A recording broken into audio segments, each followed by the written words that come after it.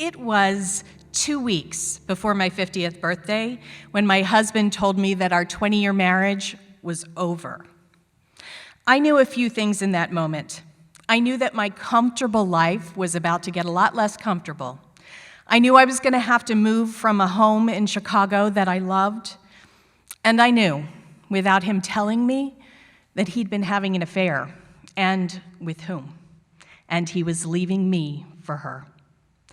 What I didn't know was that in a couple of months, I was going to find myself in a parking lot in Western Massachusetts with my hand in a strange man's pants.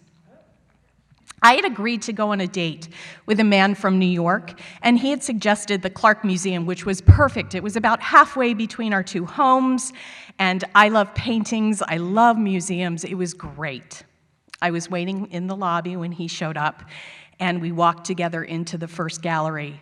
And within moments, I knew that this was not going to work. He was pointing at paintings, and he was telling me which ones were good and which ones were not good, and none of that was good. But I had agreed to the date, and as much as I wanted to leave, I was going to make the best of it.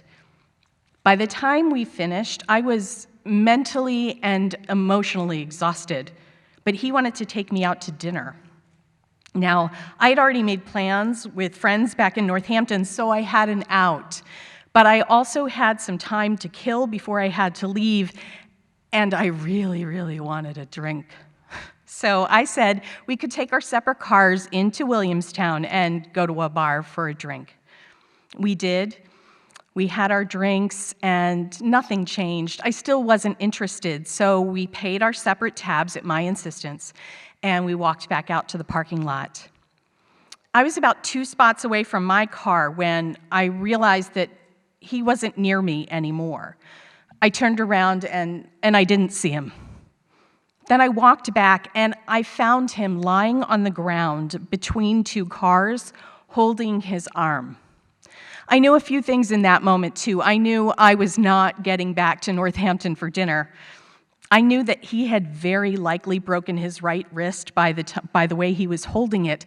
And I also knew, because he had made a point of telling me, that his car was stick shift.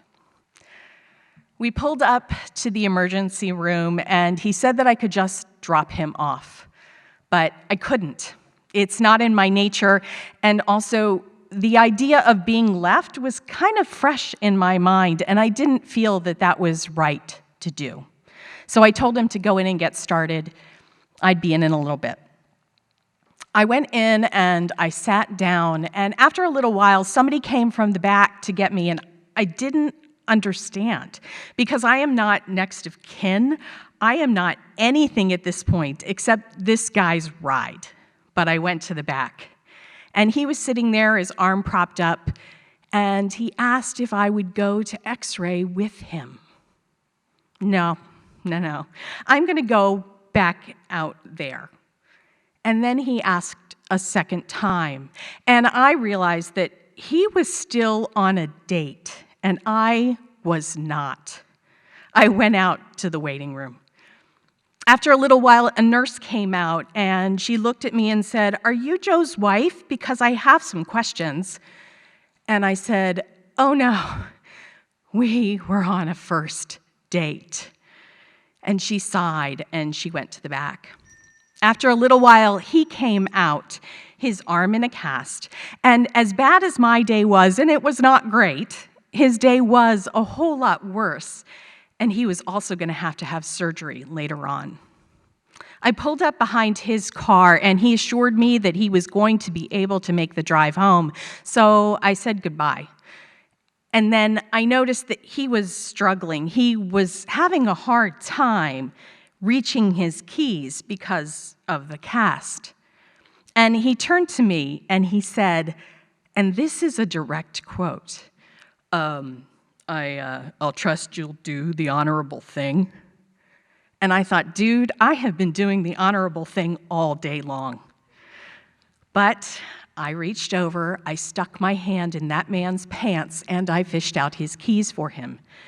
And then I got in my car, I put it in drive, and then I left. Thank you.